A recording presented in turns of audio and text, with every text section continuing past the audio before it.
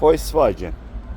Maşının sol hissəsində heç bir zədə yoxdur. Sol tərəfində heç bir zədə yoxdur. Ön hissəsində heç bir zədə yoxdur.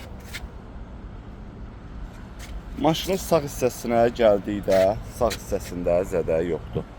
2024 Volkswagen Taos 1.5 motordur. 40 min yol gedib 5800 dolar, 5850 dollar start qiymətdir. 143-cü maşındır.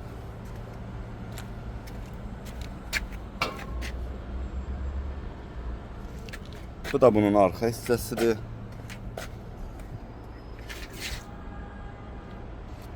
Bu da bunun sol tərəfi. Belə bir salonu da var. Maşın start stopda, stenlik qızdırıcısı var. Bu da bunun VIN nömrəsi.